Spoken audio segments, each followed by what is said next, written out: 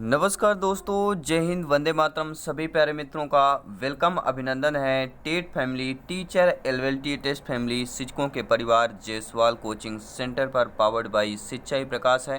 दोस्तों, मैं आपके साथ जायसवाल सर बात करेंगे। दोस्तों, बाल विकास एवं शिक्षा शास्त्र के क्लास नंबर 13 की बात करेंगे। और आज का जो चैप्टर रहेगा वह समाजीकरण का चैप्टर रहेगा। जो आपको पता है, यहाँ से 1 से 2 प्रश्न जरूर पूछे जाते हैं। तो समाजीकरण का जो चैप्टर है, इस 2 क्लास में हम कंप्लीट करने वाले हैं। पहली क्लास आज की रहेगी, जो कि आपकी 13 नंबर क्लास है, और 14 नंबर क्लास में हम समाजीकरण की प्रक्रिया का पूरा चैप्टर आपका क्लियर कर देंगे। फिर इसके बाद नेक्स्ट चैप्टर की शुरुआत करेंगे। जी हाँ, बात करेंगे पहले प्रश्न की। प्रश्न यह दिया गया है कि वह प्रक्रिया जिसके द्वारा बच्चे आदत, कौशल, मूल्य तथा अभिप्रेरणा को विकसित करते हैं, जो उन्हें समाज का जिम्मेदार एवं क्रियाशील सदस्य बनाती है, उसे क्या कहा जाता है? समावेशन, मुख्यधारा से जुड़ना, विभेदीकरण या समाजीकरण। हमारा चैप्टर किसका चल रहा है दोस्तों? हमारा चैप्टर चल रहा है समाजीकरण का। तो राइट ऑप्शन क्या होना चाहिए? समाजीकरण होना चाहिए। लेकिन जब एग्जाम में टोटल 30 प्रश्न पूछे जाएंगे, वहाँ पे यह नहीं दिया रहेगा कि इस चैप्टर से यह आपका कंसेप्ट, ये प्रश्न है। ठीक है, इसलिए हर एक चैप्टर, हर एक कंसेप्ट इंपॉर्टेंट है। तो राइट ऑप्शन आपका समाजीकरण हो जाएगा। डी ऑप्शन सही हो जाएगा। दूसरा प्रश्न दोस्तों स्क्रीन पर दिया गया है। प्रश्न यह दिया गया है कि दो संस्कृतियों के बीच व्यवहार में अंतर के लिए इसे उत्तरदायी माना जा सकता है। भौगोलिक पृष्ठभूमि में, समाजीकरण में, आनुवंशिकता में या वातावरण में माना जा सकता है। तो दो संस्कृतियों के बीच व्यवहार में अंतर के लिए इसे उत्तरदायी किसे माना जाएगा? तो इसे उत्तरदायी समाजीकरण को माना जाता है। किसको माना जाएगा? समाजीकरण को माना जाता है। तीसरा प्रश्न दिया गया है कि समाजीकरण में सम्मिलित है संस्कृति संचरण और विद्रोही को निरुत्साहित करना, व्यक्तित्व विकास, बच्चों को लेवल में समायोजित करना या संवेगात्मक समर्थन उपलब्ध करना। सभी कमेंट करेंगे जिनका सपना है गवर्नमेंट जॉब पाना। सभी का वेलकम, अभिनंदन है। गवर्नमेंट जॉब पाना है तो भैया तैयारी और प्रिपरेशन को और बेहतर तरीके से करना पड़ेगा। तो समाजीकरण में जो सम्मिलित होता है संस्कृति संचरण और व्यक्तित्व विकास जो है यहाँ पर सम्मिलित होता है। 4th नंबर प्रश्न दोस्तों दिया गया आप लोगों की स्क्रीन पर दिया गया है। प्रश्न क्या पूछा जा रहा है? प्रश्न यह है कि शिक्षा के संदर्भ में समाजीकरण से तात्पर्य क्या होता है? हमारा चैप्टर समाजीकरण का चल रहा है और इसी से रिलेटेड आज के क्लास में हम प्रश्न करने वाले हैं। तो शिक्षा के संदर्भ में समाजीकरण का तात्पर्य क्या होता है? अपने सामाजिक मानदंड बनाना, समाज में बड़ों का सम्मान करना, सामाजिक वातावरण में अनुकूलन और समायोजन या सामाजिक मानदंडों का सदैव अनुपालन करना। राइट ऑप्शन क्या हो जाएगा? सभी कमेंट करेंगे। जी हाँ, अपना जवाब, अपना फीडबैक कमेंट जरूर कीजिए। तो शिक्षा के संदर्भ में समाजीकरण से तात्पर्य समाज में बड़ों का सम्मान करना नहीं होगा, ना ही अपने सामाजिक मानदंड बनाना। यह होगा सामाजिक वातावरण में अनुकूल और समायोजन कर जाएगा। 5वां प्रश्न दोस्तों दिया गया स्क्रीन पर है। 5th नंबर प्रश्न क्या पूछा जा रहा है? स्क्रीन पर यह है कि धर्म जिससे व्यक्तिगत बच्चा संशोधित होता है वह किसका हिस्सा है? वंशानुगतता का हिस्सा है, प्रसव पूर्व पर्यावरण का हिस्सा है, सामाजिक पर्यावरण का हिस्सा है, यह दोस्तों भौतिक पर्यावरण का हिस्सा है। किसका हिस्सा हो जाएगा? सभी कमेंट के माध्यम से बताइएगा। तो धर्म जिससे व्यक्तिगत बच्चा संशोधित होता है वह सामाजिक पर्यावरण का हिस्सा होता है। तीसरा ऑप्शन सही हो जाएगा। 6वां प्रश्न दोस्तों आप लोगों की स्क्रीन पर दिया गया है। प्रश्न यह है कि निम्न में से किसको विद्यालय में समाजीकरण की विशिष्ट अवस्था माना जाता है? तो समाजीकरण की विशिष्ट अवस्था विद्यालय में शैशवावस्था को, बाल्यावस्था को, प्रौढ़ावस्था को या किशोरावस्था को माना जाता है। सभी कमेंट करेंगे। कमेंट यहाँ पर सर्वोपरि है। आपका कमेंट, आपका फीडबैक सर्वमान्य है। सभी प्यारे मित्र कमेंट करें। हर एक भाई बहन, गृहिणी, सभी का वेलकम, अभिनंदन है। सभी मित्रों को जय हिंद, वंदे मातरम, इंकलाब जिंदाबाद। एनर्जी को डाउन नहीं करना है, एनर्जी बरकरार है, सिलेक्शन का रास्ता भी बरकरार है। तो विद्यालय में समाजीकरण की विशिष्ट जो अवस्था मानी जाती है वह कहलाती है बाल्यावस्था। वह स्टेज 6 से 12 वर्ष का स्टेज कहलाता है। 7वां प्रश्न बेहतरीन लाजवाब प्रश्न आ चुका है कि सबसे अधिक गहन और जटिल समाजीकरण होता है पूर्व बाल्यावस्था के दौरान, प्रौढ़ावस्था के दौरान, व्यक्ति के पूरे जीवन में या किशोरावस्था के दौरान होता है। तो सबसे अधिक गहन और जटिल जो समाजीकरण प्यारे मित्रों होता है वह किशोरावस्था के दौरान ही होता है। डी ऑप्शन सही हो जाएगा। 8वां प्रश्न यह कह रहा है कि बाद के रिश्तों के लिए पूर्वाभ्यास क्या किया जाता है, यानी जो आने वाले जो रिलेशन होते हैं उनके लिए पहले अभ्यास किया जाता है। तो वह विकासात्मक समाजीकरण अभ्यास है, द्वितीयक समाजीकरण, प्राथमिक समाजीकरण या होता है अग्रिम समाजीकरण। तो राइट ऑप्शन क्या हो जाएगा, जो बाद में रिश्ते बनने वाले हैं उसके पहले पूर्वाभ्यास कर लेना वह होता है अग्रिम समाजीकरण। यहाँ पे मिसप्रिंट हुआ है, अग्रिम समाजीकरण हम की बात कर रहे हैं। किसकी? अग्रिम समाजीकरण। अग्रिम मतलब आगे से ही समाजीकरण का अभ्यास करना। 9वां प्रश्न दिया गया, स्क्रीन पर दिया गया प्रश्न यह है कि जब आप एक शिक्षक समूह से जुड़ जाते हैं, आप सभी लोग भावी अध्यापक अध्यापिकाएं हैं, जब आपकी नियुक्ति होगी, आप कक्षा में जाएंगे, पढ़ाएंगे, तो आप एक शिक्षक समूह से जुड़ जाएंगे और अपने समूह के अन्य लोगों की तरह ही पोशाक धारण करने लगते हैं। तो आप किसका प्रदर्शन कर रहे होते हैं? समूह के पहचान की, समूह की आज्ञाकारिता की, समूह निर्देशन अनुपालन की या समूह की अनुरूपता की बात करेंगे। 4 बेहतरीन लाजवाब ऑप्शन दिए गए हैं, ये आपके लिए प्रश्न दिया गया है। तो जब आप एक शिक्षक समूह से जुड़ते हैं, टीटी फैमिली से जुड़ते हैं, तो अपने समूह के अन्य लोगों की तरह जो पहले से ही आपके टीचर हैं, भावी अध्यापक अध्यापिकाएं, अध्यापक अध्यापिकाएं ऑलरेडी हैं, तब उनका पोशाक धारण करने लगते हैं। तो आप समूह की अनुरूपता का प्रदर्शन कर रहे होते हैं। डी ऑप्शन सही हो जाएगा। 10वां प्रश्न दिया गया है कि बालक का समाजीकरण किससे संबंधित नहीं है। ध्यान दीजिएगा, नेगेटिव और नकारात्मक प्रश्न है। तो बालक का समाजीकरण दोस्तों किससे संबंधित नहीं होगा? आधारभूत मूल्यों को परिवर्तन करने से, वह प्रक्रिया जो तुरंत हो जाती है, या औपचारिक तथ्यों को प्रदर्शित करना, या आदर्श आकांक्षाओं को गंभीरता से लेना।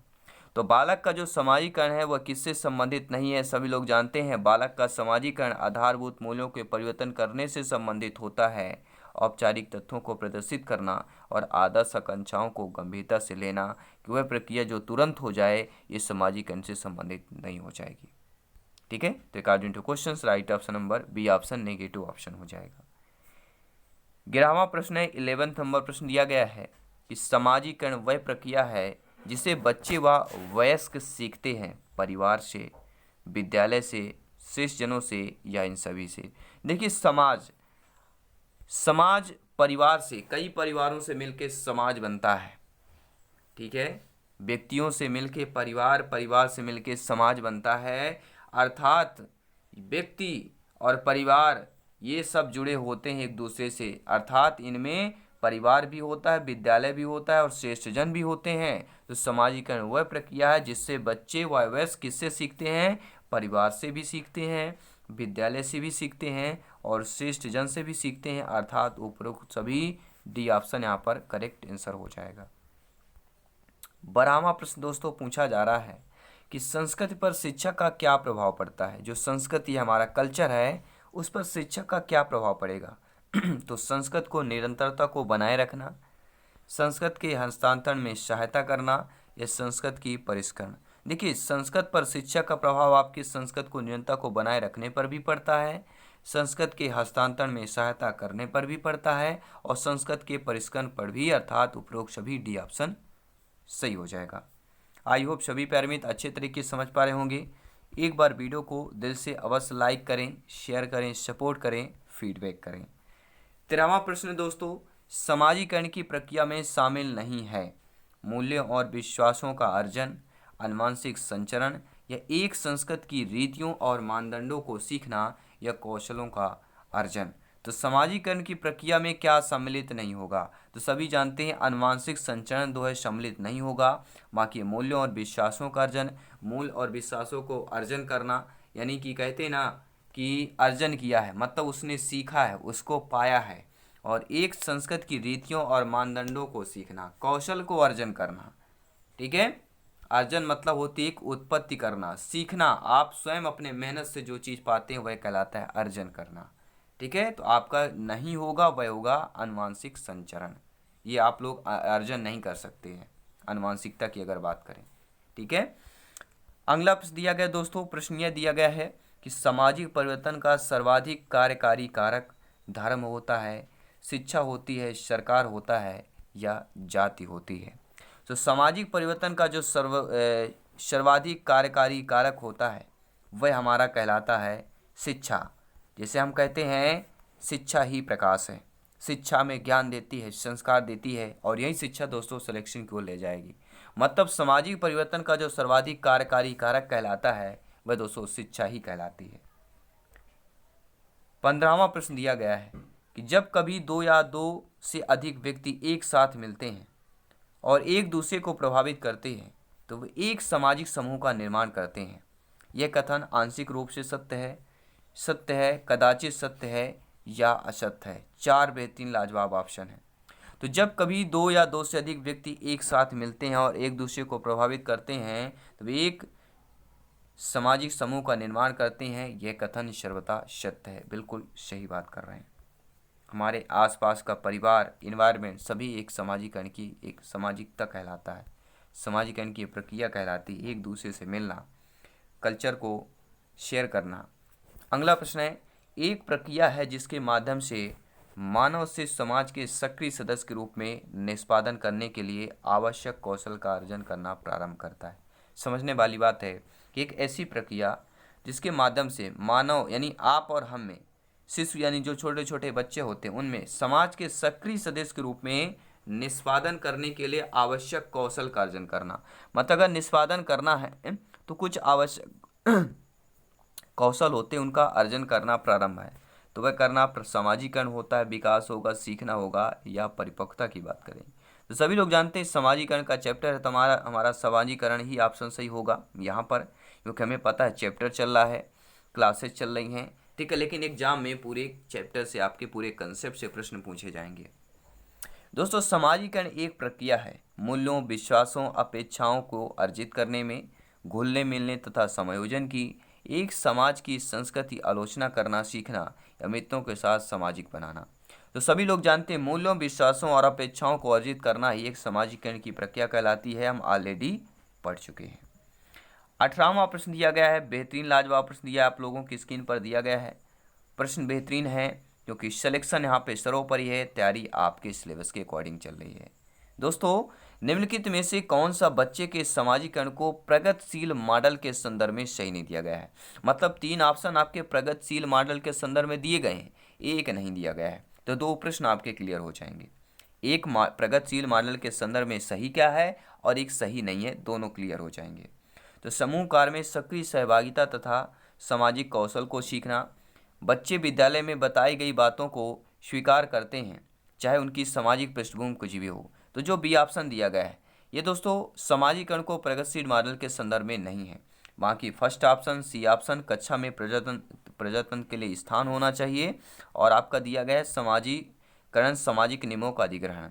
तो आपका क्या हो जाएगा, ए सी डी, ये तीनों प्रगतिशील मॉडल के संदर्भ में सही है, लेकिन बी ऑप्शन आपका सही नहीं है, इसलिए according to question right option number B option यहाँ पर सही हो जाएगा। बात करेंगे दोस्तों अगले प्रश्न 19 नंबर प्रश्न की करेंगे। 19वां प्रश्न बेहतरीन प्रश्न, लाजवाब प्रश्न यह है, पूछा जा रहा है कि छोटे विद्यार्थियों को कक्षा में समवयस्क के साथ अंत्यक्रिया करने के लिए प्रोत्साहित करना चाहिए। जो आपके दोस्तों छोटे कक्षा विद्यार्थी होते हैं, प्राथमिक लेवल की अगर बात करें, प्राइमरी लेवल की, इनमें दोस्तों समवयस्क से साथ अंत्यक्रिया करने के लिए प्रोत्साहित करना चाहिए। वे एक दूसरे से प्रश्नों के उत्तर सीख सकें, पाठ्यक्रमों को जल्दी पूरा किया जा सके, वे दोस्तों पेड़ों के दौरान सामाजिक कौशल सीख सकें, शिक्षक कक्षा कक्ष को बेहतर तरीके से नियंत्रित कर सके। राइट ऑप्शन क्या होने वाला है, सभी कमेंट के माध्यम से बताइएगा। तो सभी राइट ऑप्शन जान चुके हैं, हम ऑप्शन नंबर सी की बात करते हैं कि वे क्या है, पढ़ने के दौरान सामाजिक कौशल भी सीख सके। सी ऑप्शन सही हो जाएगा। 20वां प्रश्न थोड़ा सा बड़ा है, समझिएगा। इस टाइप के प्रश्न आपके एग्जाम पर पूछे जाते हैं और इन प्रश्नों पर टाइम भी अधिक खर्च होता है, उस टाइम को मैनेज करना है और हर एक क्वेश्चन को अटेंड करना है, सिलेक्शन पाना है, क्योंकि हमारा सपना है सीडीपी में चाइल्ड डेवलपमेंट एंड पेडोलॉजी, बाल विकास एवं शिक्षा शास्त्र में 30 आप में से 25 प्लस का स्कोर पास करना। ठीक है दोस्तों, के मासीबो मतलब केंद्रीय माध्यमिक शिक्षा बोर्ड सीबीएसई द्वारा अपनाए गए प्रगतिशील शिक्षा के प्रतिमान में बच्चों का समाजीकरण जिस प्रकार से किया जाता है उससे अपेक्षा की जा सकती है। वे समय नष्ट करने वाली सामाजिक आदत प्रकृति का त्याग करके तथा सीखें कि किस प्रकार अच्छी श्रेणियां पाई जा सकती हैं, स्कोर गुड ग्रेड्स जिसे बोलते हैं, या कहेंगे कि वे सामूहिक कार्य में सक्रिय भागीदारी का निर्वाह करें तथा सामाजिक कौशल सीखें। ये बिना प्रश्न उठाए समाज के नियम विनियमों का अनुपालन करने के लिए तैयार हो सकें, या किसी भी प्रकार की सामाजिक पृष्ठभूमि होते हुए भी वे वह शब्द स्वीकार करें जो उन्हें विद्यालय द्वारा प्रदान किया जाता है। तो देखिए दोस्तों, सीबीएसई द्वारा अपनाए गए प्रगतिशील शिक्षा के प्रतिमान में बच्चों का समाजीकरण जिस प्रकार से किया जाता है उससे अपेक्षा की जा सकती है कि वे सामूहिक कार्य में सक्रिय भागीदार का निर्वाह करें तथा सामाजिक कौशल सीखें। तो आपका यहाँ पर भी ऑप्शन सही हो जाएगा। सभी कमेंट करेंगे, फीडबैक करेंगे। अगला प्रश्न है 20 नंबर 1 प्रश्न है। सभी को पता है टोटल हम 25 प्रश्न करते हैं हर एक क्लास में, क्योंकि ज़्यादा समय नहीं होता है। हमारा टारगेट होता है कि 15 से लेके 20 मिनट में क्लास को कंप्लीट करना, ताकि आप लोग भी ज़्यादा टाइम और दे सकें प्रिपरेशन नोट्स बनाने के लिए, सारा कुछ अन्य क्लासेज भी ज्वाइन करने के लिए। दोस्तों, अन्य लोगों के साथ जो है या अन्य लोगों से के माध्यम से सामाजिक ज्ञान प्राप्त किया जा सकता है। यानी हम लोगों के माध्यम से जो भी हम मिलते हैं जुलते हैं उनके साथ रहते हैं, तो अन्य लोगों के साथ जो है किसके माध्यम से सामाजिक ज्ञान प्राप्त किया जा सकता है? प्रतिक्रिया के माध्यम से, हतोत्साहन, प्रोत्साहन या तर्क। तो सभी लोग जानते हैं, देखिए किसके माध्यम से किया जा सकता है, तो वह आपका प्रतिक्रिया के माध्यम से ही किया जा सकता है। किसके माध्यम से? प्रतिक्रिया की बात करेंगे।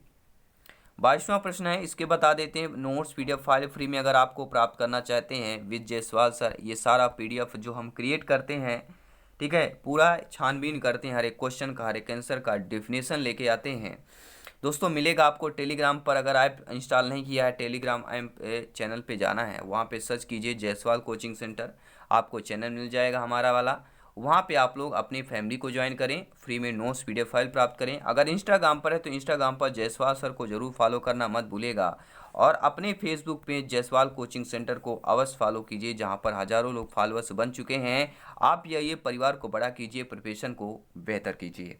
बात करेंगे वह प्रक्रिया जिसके द्वारा माता पिता यह अनुमान लगाते हैं कि उनके बच्चे में सभी सकारात्मक गुण हैं, क्योंकि एक गुण सकारात्मक कहलाता है। परिवेश का प्रभाव, हानतेन का प्रभाव, प्रभाव का नियम या प्रतिलोम परिवेश का प्रभाव। राइट ऑप्शन क्या होने जा रहा है? सभी कमेंट करेंगे, ठीक है।